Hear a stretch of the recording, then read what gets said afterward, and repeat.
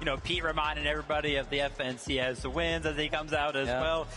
But I think there was one of those walkouts that stuck out more than all of the others, right? And it's going to be the last one, of course. The crowd giving its utmost, loudest roar, I'm pretty sure, of the weekend so far for Queasy, Swizzy, and Mustache, and they deserve it. And they love it. They absolutely love it.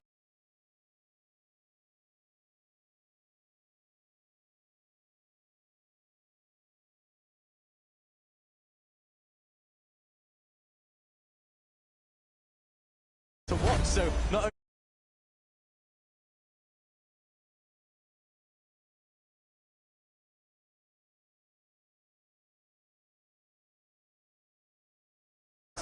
I mean, guys, look, if we get any more victorials out of this trio today, I will lose my voice, and I feel like everyone in the stands will as well.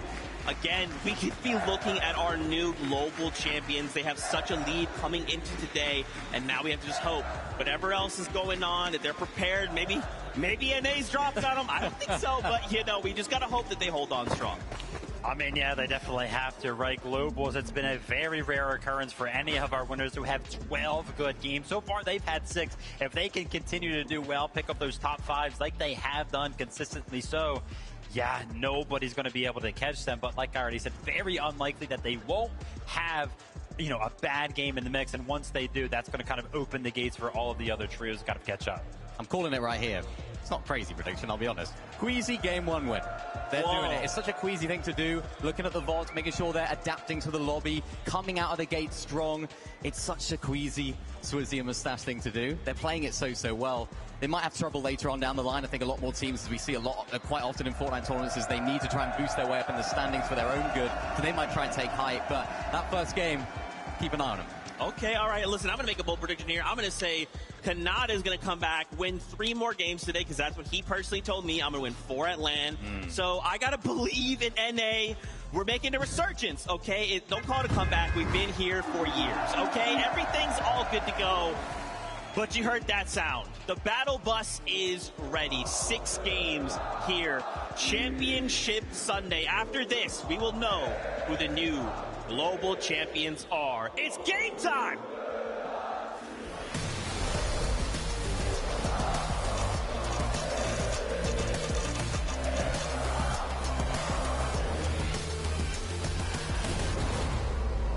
Almost a year in the making just to get to this global championship. 3 different majors. So much heartbreak, emotion, and passion going into this moment. An 185-point lead for Queasy, Swizzy, and Mustache. It's going to take everything that these players have just to take them down, let alone steal away that top spot. It's always going to be a battle of mental fortitude, though, in a 2-day format, Jacob. And with a whole night to review, I'm expecting to see a lot of adaptations. And Pixie already feeling a little bit of pressure.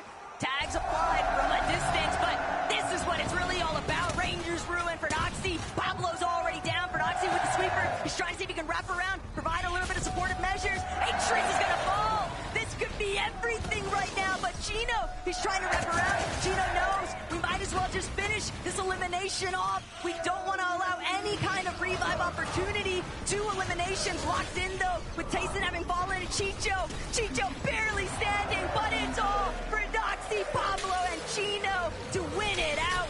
Now, let's see what they're really about for these end games. And this time around, versus so many other games, they finished this fight rather quickly, minimizing the chance of any third party coming over. And you know, I know, and I think the world is on notice now. When Prodoxy is able to get off spawn, he goes on runs. Queasy, Swizzy, and Mustache. A little bit of rumblings taking place all throughout the course of the early morning hours, and even leading into this morning inside the player practice room. You heard the possibilities. Maybe Queasy gets contested, but that's not going to be the case, at least not for Game 7. Same scenario taking place for Higgs, Iamzo, and Clicks. And keep in mind, Jacob, these guys are still well within striking range of top 5. Yeah, 8th place. basically to end the day yesterday, and it's kind of building momentum, building confidence. These guys have all played on the global stage before. They just need to go ahead and channel it. This is day 2, the last chance, 6 games. They just have to leave no regrets left on that table, just like this team here. Contested, uncontested, they made it work no matter what went their way from the Kappa factory, and now they are just a few big games away from potentially taking a second or even a first place spot, depending how Swizzy, Quizzy, and Mustache continue to perform throughout the day. And while being uncontested is likely ideal for Seti Panzer and Yapko, it does force them to have to revisit where is our surge strategy going to come into play. They're not the only ones that have had to take those instances and just rewrite how they want to work it through. Darm Demon's Picks, on the other hand, just lurking, waiting, farming, an epic whale with a dastardly plan. Well, you said it yourself, lurking, but from one team to another, you're kind of seeing the change-up of strategies. Instead of finding out over at Dystopia, it looks like Epic, Paper, and Victor V are ready to make moves. 72 points after day number 1 is a hole that they didn't even expect themselves to be in, especially to start the day. It was Victor V that stopped the momentum from building from Peterbot himself by taking him out in a crucial 1v1 to save Epic Well because he was down. It actually looks like Epic Well, Paper, and Victor V might have visited that bird a little bit too late. iDrop and Co. likely already stripped most of the metal here, and it's just the scraps left behind. Really wary of that team on Shining Span. Yep, just kind of taking the risk of not being able to get loot early on, try to get a fight to go their way.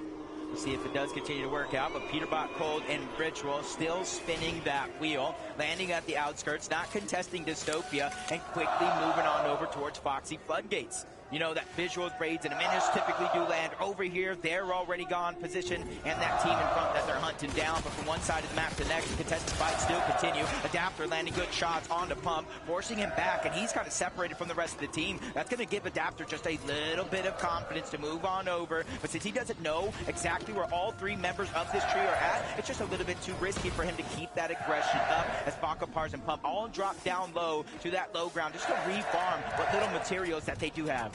Problem is, both of these teams are now rather isolated, Jacob. They spent a decent amount of time in this position, way far east of everybody else. So now Adapter, Mansoda, they don't even have any materials. They were trying to pounce on this opportunity, but when the time to elimination isn't wrapped up nice and pretty like what we witnessed between Tayson and Prodoxy, you just get these drawn-out exchanges, and it's not necessarily going to benefit either team because they're both really low on materials. They're so far out of the way compared to everybody else. They still got to push in eventually, and they're not really going to get a whole lot off of the other party, even if one does win the fight. So Adapter, Mansoda, Bad Lord, they spot it out. They know they can't afford to spend any more time. They need to create some space. Yeah, and I kind of like what you said, where there's not enough resources as well. And you got to realize, even if they do win this fight, especially Baka, Pars, and Pump, they are missing chunks of shield, a little bit of HP, so Storm Surge is not going to be much, even with that elimination there on the Mansoor. Not sure that he didn't get the memo that the rest of his team already rotated out, but that's a blessing in disguise for Baka, Pars, and Pump.